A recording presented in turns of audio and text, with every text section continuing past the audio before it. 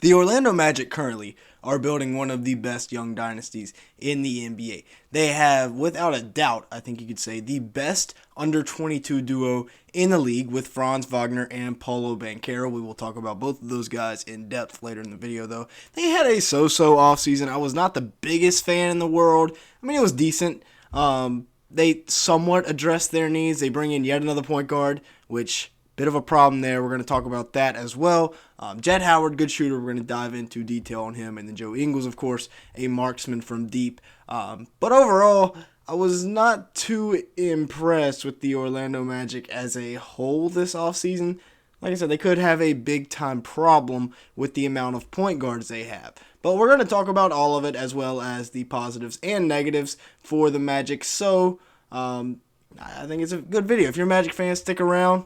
Make sure to like button and leave me a comment down below. Also, make sure you're not one of the 97%. So, I mean, you probably are. But make sure you're not one of those people that are not subscribed to the channel. If you do enjoy today's video at any point, make sure to hit that subscribe button.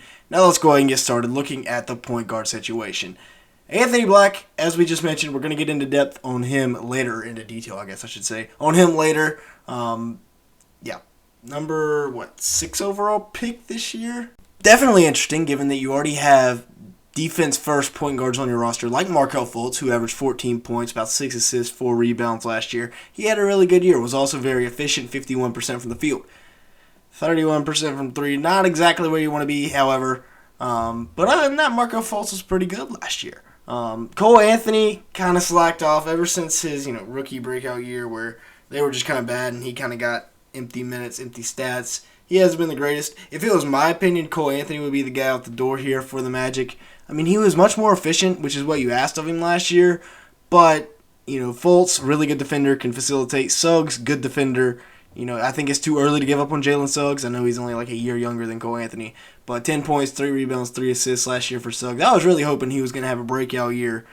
It just ended up not working out. But still, such a great defender that you got to keep him around. Same thing with Fultz. But Fultz is actually really good. Fultz is going to be the starting point guard. And then I guess Anthony Black will come off the bench. We'll see. But Anthony Black, like I said, the draft was not fantastic, in my opinion. Would have much rather seen them go a couple of different ways there. But Anthony Black, 12.8 points per game, 5 rebounds, 3.9 assists. Interesting that they went with yet another big point guard that can facilitate, rebound, defend, but can't really shoot. 30% from 3 now. He was a byproduct of some of the worst spacing in college basketball last year at Arkansas. 2.1 steals per game, though. Very enticing. But yeah, again, would have felt like they could have gone shooter. Grady Dick, Jordan Hawkins were there for both of the picks that they took. I don't know. Y'all let me know your thoughts on the pick down in the comments below. And then Jett Howard, definitely another interesting pick, like I said, with both Grady Dick and Jordan Hawkins on the clock. They both seem like better pure shooters. I don't know. Jett Howard, a little bit more athletic, 14 points a game, 3 rebounds, 2 assists. But, I mean, he can shoot the 3 ball. Don't get it twisted. Only 42% from the field, but that's because almost all of his shot attempts are from three-point land, which he shoots 37%. 80% from the free throw line is good. Making 4 out of 5 free throws, that's pretty solid.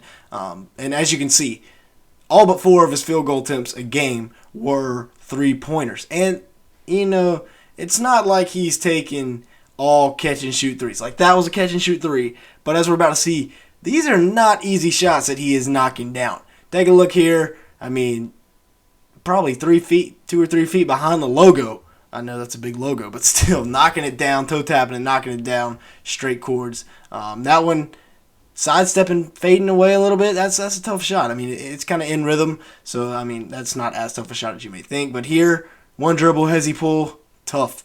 That's not a 5'11" white guy in his face either. That is a somewhat taller white dude. Again, another somewhat taller white guy.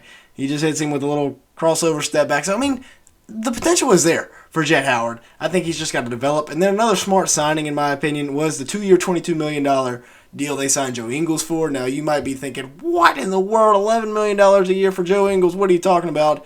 But they needed shooting. He's a veteran leader in the locker room, and the second year is a team option, so he will likely not be around next year. We will see how he does, though. He averaged about 7 points, 3 rebounds, 3.5 assists last year in Milwaukee. But again, that was in Milwaukee. He's playing off of Giannis. He's like the 7th or 8th guy that the other team's worried about. But hey, he can shoot the 3 ball, 41%, 87% from the line. Joe Ingles, one of the best marksmen in the NBA right now. However, he is 35 years old. Now, speaking of the best in the NBA, let's talk about the best under-22 duo in the league. Now, in my opinion, these are a couple of the most underrated players in the league. Franz Wagner, coming into the league, I said he was a miniature Gordon Hayward. Well, turns out he is now taller than Gordon Hayward and probably going to be better than he ever was this year. I don't know, though. Prime Gordon Hayward was a dog. But putting up those numbers that you're seeing on the screen right now, good efficiency, especially from the field. The three-point percentage is good enough. Putting up those kind of numbers as a 21-year-old is crazy. Gordon Hayward was still at Butler when he was 21 years old, unless I'm mistaken there. But 33 minutes a game, 3.5 rebounds, as well as the points, the assists, the efficiency. It's very good. And then the Rookie of the Year, Paolo Banchero, 20 points, 7 rebounds. Essentially a man on a mission this year, was not guardable. But, at 6'10", 250, what are you going to do? Seriously. Only 43% from the field, 30% from three. Probably needs to cut down on the three-point percentage and just do that more. Attack the rim. Nobody's going to get in your way. It's the NBA. They're not taking charges, especially not when a Mack truck is coming downhill. Just go to the rim, big dog. Now, let's take a look at the lineups. These are just my projections, so don't flame me in the comment section below if your favorite player isn't starting or something. But we got Markelle Fultz, in my opinion, far and away the best point guard on this Magic team, and I feel like there's not really a debate for that.